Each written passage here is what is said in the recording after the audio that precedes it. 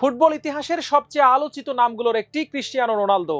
2 দশকেরও বেশি সময় ধরে বিশ্ব ফুটবলকে শাসন করা এই মহা তারকা আজ আবারও নামছেন বিশ্বকাপের মঞ্চে।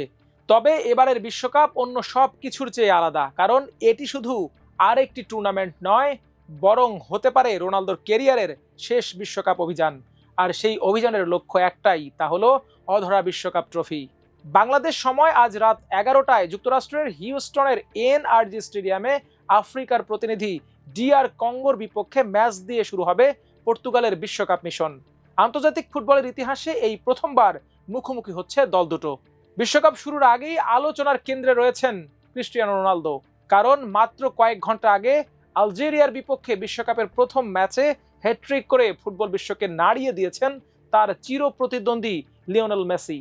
আর্জেন্টাইন মহা তারকার সেই পারফরমেন্সের পর এখন কোটি কোটি ফুটবল প্রেমীর চোখ পর্তুগাল অধিনায়কের দিকে।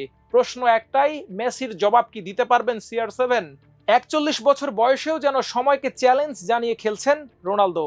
আন্তর্জাতিক ফুটবলে সর্বকালের সর্বোচ্চ 143 গোলের মালিক তিনি।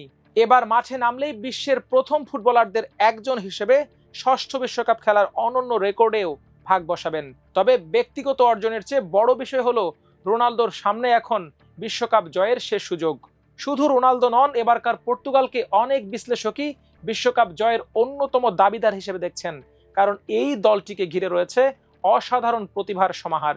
গোলপোস্টের নিচে নির্ভরতার প্রতীক দিয়াগো কস্তা, রক্ষণ ভাগে Ruben Dias, Nuno Mendes, Joao ক্যান্সেলোর মতো বিশ্বমানের ফুটবলার। মাঝ মাঠে আছেন ব্রুনো ফার্নান্দেস, ভিতিনিয়া এবং জোয়াও নেভেসের মতো তারকা, যারা ম্যাচের নিয়ন্ত্রণ নিতে পারেন মুহূর্তেই। আর আক্রমণে বার্নার্দো সিলভা, পেদ্রো নেতো এবং ক্রিস্টিয়ানো রোনালদোর সমন্বয় যে কোনো প্রতিপক্ষের জন্য ভয়ঙ্কর দুঃস্বপ্ন। কোচ রবার্তো মার্টিনেজের অধীনে দুর্দান্ত ছন্দে আছে পর্তুগাল। বিশ্বকাপ বাছাইয়ে আর্মেনিয়াকে 9-1 গোলে বিধ্বস্ত করার পাশাপাশি সাম্প্রতিক ম্যাচগুলোতে যুক্তরাষ্ট্র, চিলি ও নাইজেরিয়াকে হারিয়ে আত্মবিশ্বাসের চূড়ায় অবস্থান করছে ইউরোপিয়ান দলটি। আরেকটি বিষয় এবার পর্তুগালকে বাড়তি অনুপ্রেরণা দিচ্ছে। সম্প্রতি সড়ক দুর্ঘটনায় প্রাণ হারানো সাবেক তারকা ফুটবলার দিয়েগো জোটার স্মৃতিও বহন করছে দলটি। সেই আবেগও পর্তুগিজদের বিশ্বজয়ের স্বপ্নকে আরও তীব্র করে তুলেছে। বিশ্বকাপে পর্তুগালের সেরা সাফল্য 1966 সালে তৃতীয় স্থান অর্জন।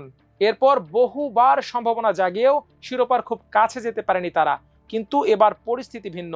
অভিজ্ঞতা, তারুণ্য, স্কোয়াডের গভীরতা এবং বিশ্বসেরা তারকাদের সমন্বয়ে এটি নিঃসন্দেহে ইতিহাসের অন্যতম শক্তিশালী পর্তুগাল দল।